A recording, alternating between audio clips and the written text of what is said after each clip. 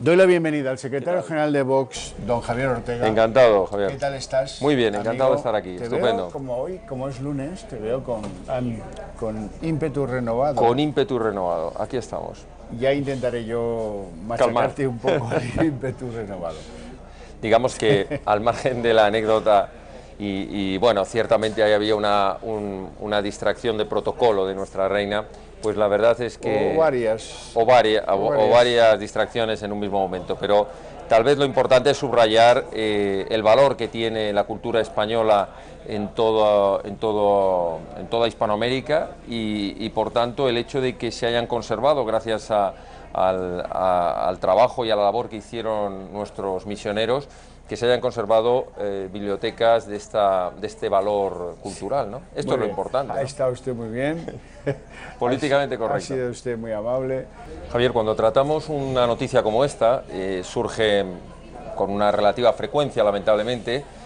Saltan cuentas en Andorra, saltan cuentas en Luxemburgo, saltan cuentas ahora en Panamá y, en fin, irán saltando en todos los paraísos fiscales del mundo. Tenemos que verlo creo que desde dos puntos de vista. El primero, y es evidente, es la más rotunda crítica respecto a aquellos que van dando lecciones de progresía, de solidaridad, de estar con los más necesitados, todos estos llamados de la ceja, que al final, ya digo, ellos en su país quieren quedar como los más cercanos al problema del ciudadano desamparado. Ellos están con los desahucios, ellos están en el no contra la guerra, ellos están en todas las causas sociales. Pero la realidad es que luego tienen el bolsillo muy bien forrado y además no lo declaran en España. Bueno, esto por un lado. Y estos, además, hay que unirlos a los políticos que hacen exactamente lo mismo, sus lecciones del España nos roba, contra la corrupción del gobierno, y luego te encuentras, tenemos muchísimos casos para poner, desde el Partido Popular, Partido Socialista, PNV, pero luego resulta que en cuanto tiran un poco de la manta parece que ellos tenían a buen recaudo sus dineros fuera sin declarar. Porque hay que dejar claro, no es ningún delito tener dinero fuera de España, sí el no tenerlo declarado. Ahora bien, yo ahora voy a verlo desde el otro punto de vista. ¿Por qué se produce esta situación? Y esto es lo que hay que analizarse. La gente que trabaja en las cuestiones de transparencia internacional se pregunta siempre por qué hay unos países que tienen muchísima más evasión fiscal que otros. Bueno, pues tiene que ver directamente o es directamente proporcional a la presión fiscal de ese país. Y claro, en esto, y no intento justificar lo que se ha hecho, pero sí buscarle una razón y tal vez una posible solución, un país como España, donde tenemos que soportar los particulares y las empresas, una fiscalidad que es abusiva, que es confiscatoria, que estás 2/3 del año trabajando para el erario público, que además tienes que ver que esa administración y ese Estado dedica el dinero no a lo importante, sino a despilfarrar. Por ejemplo, en el mayor agujero económico que tenemos en España, que son las comunidades autónomas, que son la ruina de España. Bueno. Y dicho esto, Javier. Momento que doña Pilar empezó a llevárselo a Panamá, sus sociedades, esa que se llama, me encanta, Delantera Financiera, cuando mandaba Franco. Bueno, o sea, que aquí no pagaban impuestos ni Blas. Bueno, porque hay algunos que llevaban carrerilla. Y Almodóvar en el 91, que aquí pues estaba mandando Felipe González, que tampoco era... lo que ha sido Montoro. No es la fiscalidad que tiene Montoro, estoy de acuerdo. No es que no me estaba centrando en esto. Lo que es verdad es que cuando en un país tú tienes una fiscalidad que es razonable, que está dentro de... tú no estás trabajando todo el año para el Estado, tú trabajas un 20% de tu trabajo. Un trimestre. Un trimestre, que no como mucho. Más de dos. Entonces, estas situaciones no se producen, pero claro, aquí resulta que solo algunos los privilegiados tienen la oportunidad de estar en esta SICAP y en estos reductos protegidos. En cambio, el ciudadano de la calle, el español que tiene su nómina, el pequeño autónomo que tiene sus ingresos, a ese lo fríen, lo machacan directamente a impuestos. Claro, llega un momento que si algún día las cosas le van bien, pues decida que se va a llevar algo de dinero fuera. Y repito, no estoy queriendo justificar la situación, lo que digo es que probablemente si en España tuviéramos otra fiscalidad no habría esta evasión. Lo que no justifica a todos estos llamados títeres de opereta, que se encuentran con que ellos critican el IVA cultural, que hay que bajarlo, y podemos estar de acuerdo. Pero oiga, ¿usted para qué quiere que se bajen los impuestos si le da igual, si no los paga en España?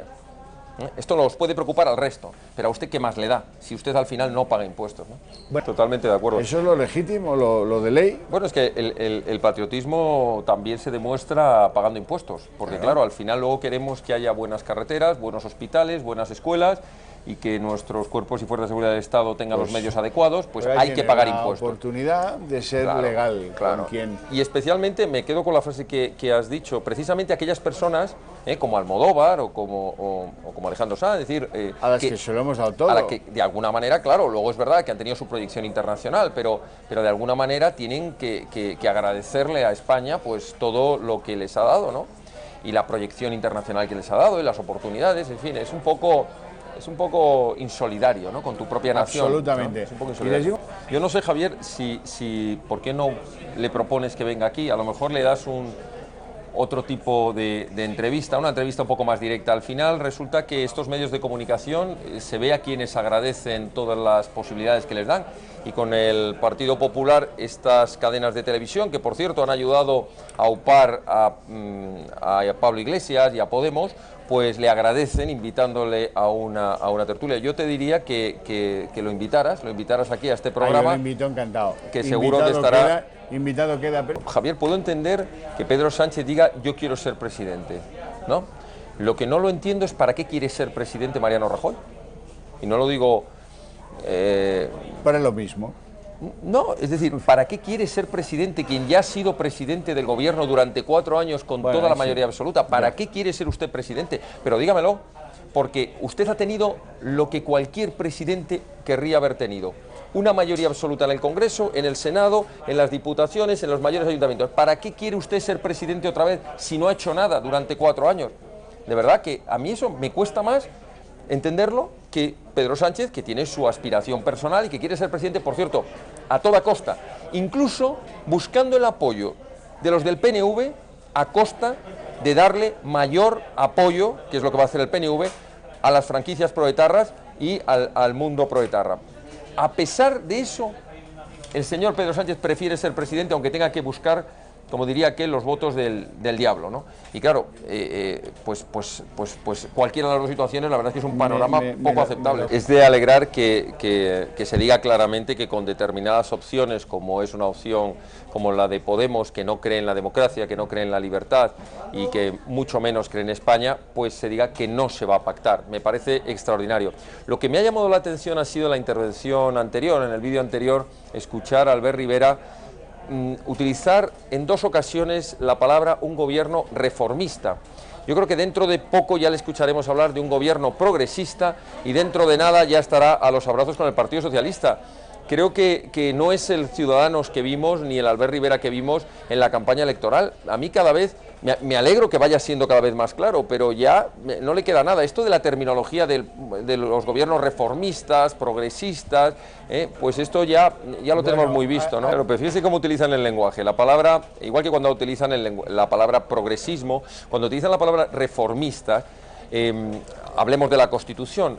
No, es que nosotros queremos reformar la Constitución. Pues mire usted, nosotros también, desde Vox queremos reformar la Constitución. Si aquí el problema no es reformar, el problema es reformar ¿para qué? Porque es que hay algunos que quieren reformar para cargarse lo poco bueno que hay e introducir todo lo que de momento nos habíamos salvado. Es decir, reformar España para convertirla en un Estado al estilo venezolano, reformar nuestra fiscalidad para subir todavía más los impuestos, reformar la justicia para politizarla más. Mire usted, yo soy antirreformista, prefiero quedarme con lo que hay. Prefiero quedarme como estoy, claro. Tremendo, porque, vamos a ver, escuchar a un representante del Partido Popular decir que cree que hay pactos ocultos para llevar a cabo un referéndum en Cataluña sobre el secesionismo. Pero vamos a ver, este gobierno del Partido Popular no es que haya habido pactos ocultos, es que delante de sus narices, delante del gobierno de España, se ha llevado a cabo un referéndum completamente ilegal, y no ha hecho absolutamente nada. Si el Partido Popular en 4 años de gobierno no ha puesto coto al secesionismo catalán, no ha aplicado el artículo 155, ahora resulta que porque oye que otros lo están haciendo. ¿Pero qué ha hecho usted para evitar esta situación? Absolutamente nada. Están deslegitimados totalmente para hablar de quienes están avanzando en la hoja de ruta del secesionismo. Ellos no han hecho nada para evitar. Es que quien no tiene principios no tiene que renunciar a nada, porque al final, al no tener valores y no tener principios, que es desgraciadamente una de las características de la política española, es muy fácil negociar, porque no tienes barreras, no tienes líneas rojas sobre cuestiones importantes. Todo vale, todo es negociable y se puede negociar desde la unidad de España hasta la vida, hasta las propiedades, se puede negociar todo y por tanto es muy fácil negociar así. Yo no entiendo cómo no llegan a un acuerdo. Al final lo único que les importa es el reparto de sillones, lo único que les importa son las cuotas de poder. ¿Qué más da las siglas? ¿Qué más da los programas? ¿Qué más da lo que pienses? Si es que al final es lo mismo. El señor Pedro Sánchez y el señor Pablo Iglesias o incluso Ciudadanos están demostrando que al final lo que tienen es una pugna por posicionarse, por ver quién consigue mayor cuota de poder, pero nadie les escucha decir, mire, yo no puedo negociar con usted, ¿sabe por qué? Porque esta materia y esta materia y esta materia son innegociables, porque está poniendo usted encima de la mesa cuestiones como la unidad de España, la igualdad de los españoles en derechos y obligaciones, la defensa de la vida, la libertad, en fin, cuestiones que no estoy dispuesto a negociar. Parece que eso no se lleva hoy en política.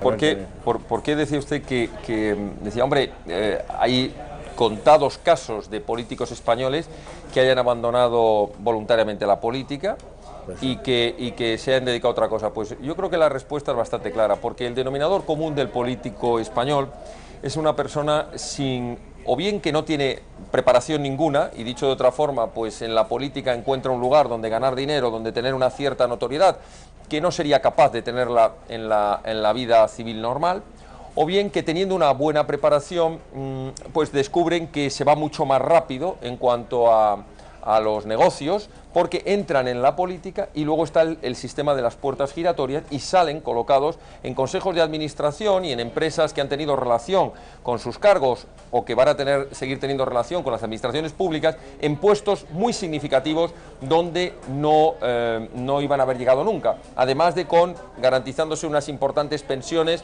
muy superiores a las de cualquier español. Este es el gran problema, que no se entiende la política como algo transitorio de personas que tengan una trayectoria, primero, una buena formación, segundo, una trayectoria profesional, que en un momento determinado deciden el sacrificio, el esfuerzo y la generosidad de dedicar un tiempo y un esfuerzo de su vida durante unos años al servicio público, con vocación de servir, pues bien en un ayuntamiento, bien en un gobierno, bien en una diputación, donde les corresponda, y luego vuelven a su profesión o a sus negocios anteriores. Este es el gran problema, que la política en España es una carrera para el beneficio personal y no algo transitorio para el servicio. Yo sé que algunos de los que me están escuchando pensarán que soy un iluso, pero mire, nosotros en Vox hemos venido a la política para defender eso precisamente, que la política tiene que ser algo transitorio, que tiene que ser algo vocacional y que además tiene que ser algo que vengan a la política quienes estén preparados y después de la política puedan seguir ganándose la vida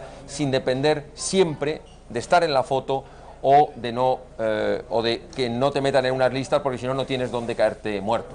Hombre, fíjese un ejemplo, por poner uno más, fíjese, por ejemplo, Manuel Pizarro, que estaba en una posición económica muy saneada, que tenía una gran experiencia empresarial y en un momento determinado decide, habrá quien le guste o no lo que defendía en el Partido Popular, pero en cualquier caso decide entrar en política. Yo recuerdo una entrevista, la primera que le hicieron nada más ser elegido, que le preguntaba a la periodista, ¿cuál cree usted que es la reforma más importante en España? Una reforma fiscal, una reforma en materia laboral, tal. Y a mí me gustó, ¿no? Tal vez por aquello de lo que vivo y por lo que trabajo, ¿no? Y dijo, no, mire usted, por encima de otras, la reforma más importante que necesita España es la reforma del Poder Judicial, la reforma de la justicia, lograr una justicia independiente, una justicia con medios que sea la garantía de todos los demás derechos. Pero lo pongo como ejemplo porque son personas que, bueno, han entrado en la política, no necesitaban la política para vivir y cuando no han estado a gusto se han marchado de la política.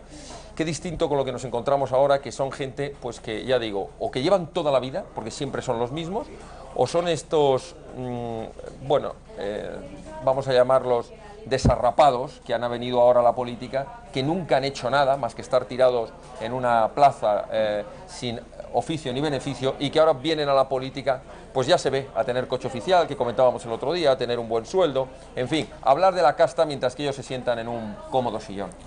Pero esto nos referíamos antes. Lamentablemente podíamos ser un poquito ingenuos y decir, hombre, pues será que esta organización o que esta empresa o que este instituto, pero es que la lista de ejemplos sería inacabable, de personas que han tenido posición política importante, que han sido ministros, que han sido alcaldes, que terminan en unos puestos que de verdad ni ellos mismos se creen jamás ni en sus mejores sueños el haber podido acceder allí. ¿Y esto qué nos dice? Pues nos dice, ¿esto es el premio que las empresas o que los organismos dan? No.